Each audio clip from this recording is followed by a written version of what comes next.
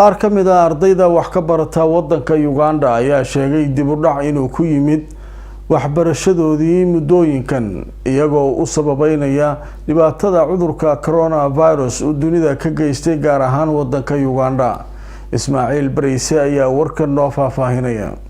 kulankani oo ahaa mid ku qabsoomay aaladda internetka isla markaana ay ka soo qayb galeen qaar ka mid ah gudoomiyaasha ururada ardayda Soomaaliyeed ee jaamacadaha wadanka Uganda ayaa looga hadlay xaaladda waxbarasho ee ardayda maadaama muddo 5 bilood ah ay xiran yihiin goobihii waxbarashada wadankani sababo la xiriira caabuqa safarka ah ee coronavirus. kulankani oo uu gudoominayay gudoomiyaha midowga ardayda qaranka Soomaaliyeed ee dalka Uganda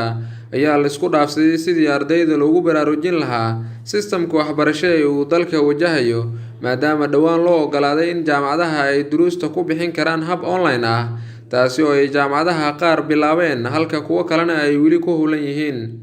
gudoomiyaha midowga ardayda qaranka Soomaaliyeed ee dalka Uganda Abdiqaadir Cumar Cabdillah Fiidka ayaa gudoomiyaashii ka soo qayb galay kulanka kula dardaarmay inay ardayda ku baraarujiyaan ku dadaalista waxbarashadooda. waxaan jeclaa inaan idin xasuusiyo in gudoomiye walba uu ardaydiisa ku baraarujiyo in ay sameeyaan dadaal dheeraad ah iyo wax akhris badan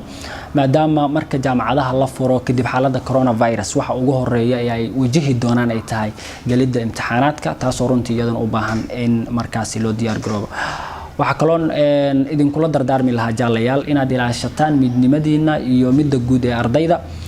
maanta adinka garab iyo walaal isku ah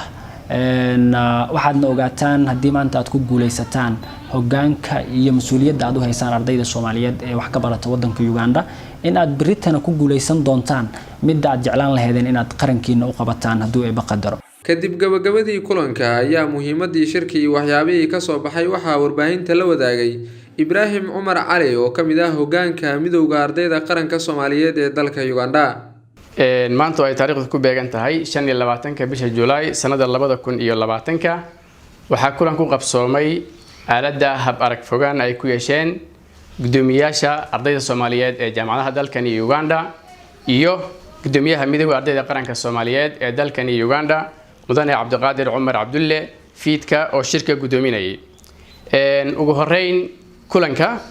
ayaa waxa warbixino ku aadan ardayda Soomaaliyeed looga dhageystay iyo gaabka ku yimid xilligani looga dhageystay gudoomiyaashii ka soo qayb galay kulanka maadaama muddo ku dhawaad 5 bilood wadanka uu ku jiro xaalad bandow ah taasoo isla markaasi saameysay guud ahaan goobihii waxbarashada sabab la xiriirta cabsi laga qabo caabuqa coronavirus kaasoo caalamka oo idil saameeyay. gudoomiyaashii ka soo qayb galay kulanka ayaa run ahaantii si wanaagsan arrinka ugu warbixiyay iyagoo isla markaasna isla wadaagay arrimo dhowr ah kuwaas oo muhiim u ah ardayda Soomaaliyeed ee dalkani wax ku barato. sidoo kale kulanka ayaa la isku soo qaaday in loo dhaga nuglaado ardayda Soomaaliyeed caqabad kasta ee ku timaado maadaama lagu jiro xaalad aad u adag taasoo ka dhalatay cudurka safmarka ah ee caalamka saameeyay COVID-19. ugu dambeyntii gudoomiyaha midowga ardayda qaranka Soomaaliyeed ee dalkan Uganda ayaa ku bogaadiyay gudoomiyaasha jaamacadaha in ay ku dhiirigeliyaan ardayda isla markaasna ay u diyaar garoobaan imtixaanaadka ku soo wajahan kadib markii dib loo furo jaamacadaha. sidoo kale gudoomiyaha ayaa gudoomiyaasha kula dardaarmay in ay ilaaliyaan midnimada iyo wadajirka ardayda ay mas'uulka ka yihiin.